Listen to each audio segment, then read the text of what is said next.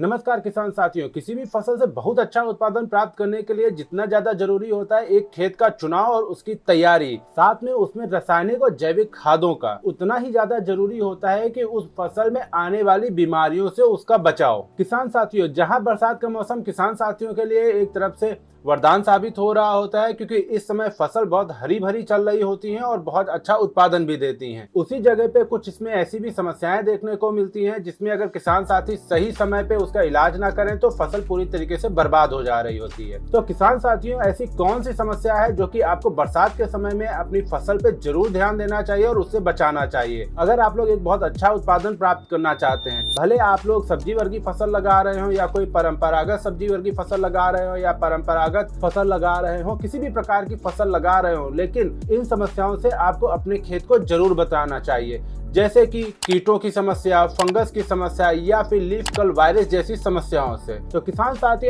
आज इस वीडियो में हम बात करने वाले हैं कुछ चुनिंदा ऐसी समस्याओं के बारे में जो बरसात के मौसम में आपकी फसल में आती हैं और आपकी फसल को बहुत बुरा नुकसान देके जाती हैं। तो इनसे कैसे बचाव करना है। तो नमस्कार किसान साथियों, आप सबका स्वागत है हमारे YouTube चैनल किसान वाला जंक्शन में। अगर अभी तक आपने हमारे चैनल को सब्सक्राइब नहीं किया है तो चैनल को सब्सक्राइब कर लें और दूसरे किसान साथियों के साथ ज्यादा से ज्यादा शेयर करें ताकि वो भी इस वीडियो को देखकर अपना लाभ उठा सके। चलिए किसान साथियों, अब बात करते हैं कि बारिश के मौसम में आप लोगों की फसल में ऐसी कौन कौन सी बड़ी समस्याएं हैं जिनके आने की वजह से आपकी फसल से उत्पादन से लेके आपकी फसल को भी बहुत ज्यादा नुकसान पहुंच रहा होता है, जिससे आपकी लगाई हुई लागत जो है वो डूब रही होती है। तो किसान साथियों, इस बात को समझना होगा कि बरसात के मौसम में ऐसी बहुत सारी समस्याएं होती हैं, जैसे फंगस की समस्या होती है, आपकी कीटों की भी समस्या आती है, जड़ गलन की भी समस्या आती है, इस तरीके की बहुत सारी समस्याएं होती हैं। तो चलिए अभी बात करते हैं कुछ ऐसी प्रमुख समस्याओं के बारे में, ऐसी प्रमुख बीमारियों के बारे में जो आपकी फसल में बरसात के मौसम में आ सकती हैं। किसान साथियों, बहुत ज्यादा बारिश की वजह से, अत्यधिक नमी की वजह से जो उमस होती है जल भराव के कारण, उसकी वजह से जो मुख्य समस्या आती है वो आती है आपका झुलसा रोग, जिसे हम लोग ब्लाइट के नाम से भी जानते हैं। इसके बाद जो समस्या आती है वो आती है आपकी जड़ सड़न और पत्ती धब्बा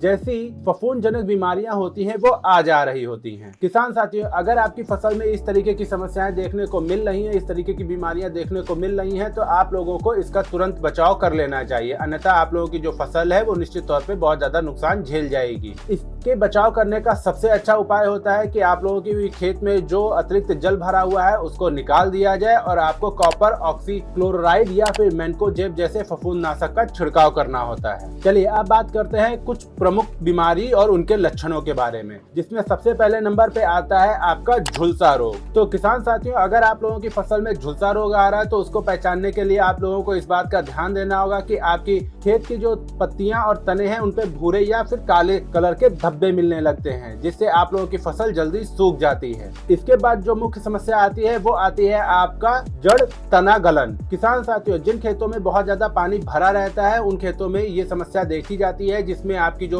जड़ें होती हैं वो गल जाती हैं और पौधा पीला होकर गिर जाता है। इसके बाद जो समस्या आती है वो आता है आपका पीला मोजेक, जिसे हम लोग येलो मोजेक के नाम से भी जानते हैं। ये पत्तियों पे पीले रंग के धब्बे दिखाई देने लगते हैं जो कि सफेद मच्छर मतलब व्हाइट फ्लाई के माध्यम से फैलाया जा रहा होता है। किसान साथियों, ये तो रहे कुछ मुख्य बीमारियां जो बरसात के मौसम में आपकी फसल में दिख रही होती हैं और उनके लक्षण। अब चलिए बात करते हैं कि इनकी रोकथाम आप लोग कैसे कर सकते हैं। किसान साथियों, तो आप लोगों को जो सबसे पहले काम करना है वो ये करना है कि आप लोगों को अपने खेत से जल निकास की उचित व्यवस्था कर लेनी चाहिए। आपके खेत में अतिरिक्त जल नहीं रुकना चाहिए। अगर आपने ऐसी व्यवस्था नहीं की है तो आप लोग अपने खेत में नाली बनाकर उचित जल निकास की व्यवस्था कर सकते हैं, जिससे आप लोगों के खेत में फफूंद की समस्याएं नहीं आएंगी और भी जो बीमारियां हैं जल भराव की वजह से जैसे तना गलन वगैरह वो नहीं आएगा। इसके बाद में हम बात कर लेते हैं कि रासायनिक छिड़काव के माध्यम से भी आप इसे कंट्रोल कर सकते हैं, जिसमें आप लोगों को मैनकोजेब 75% WP 2 ग्राम प्रति लीटर पानी में आपको मिलाकर अपने खेत में छिड़कना होता है। इससे आप लोगों की जो फफूंद वाली समस्या है वो कंट्रोल हो जा रही होती है। किसान साथियों, बरसात के मौसम में कीटों की बहुत ज्यादा समस्या हो रही होती है, जिससे आपकी फसल को बहुत ज्यादा नुकसान हो रहा होता है, जिसमें सबसे ज्यादा नुकसान आपको कर रहा होता है हरा मच्छर है, सफेद मच्छर है, थ्रिप्स है। ये आपकी फसल के तनों में से उनका रस चूस के उनको खराब कर दे रहे होते हैं।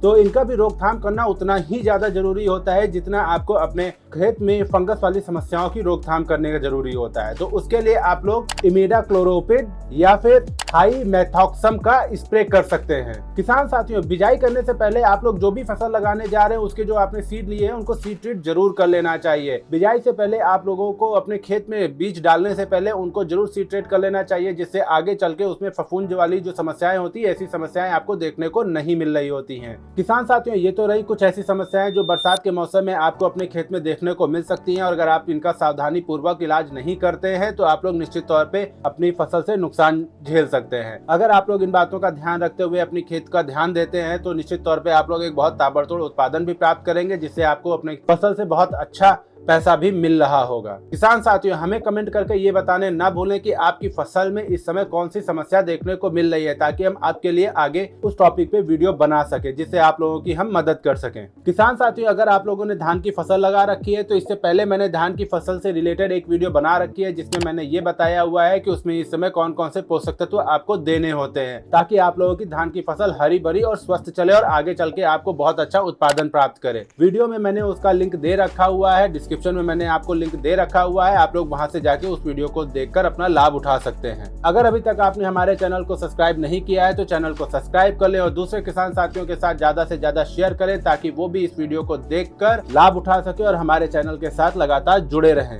धन्यवाद।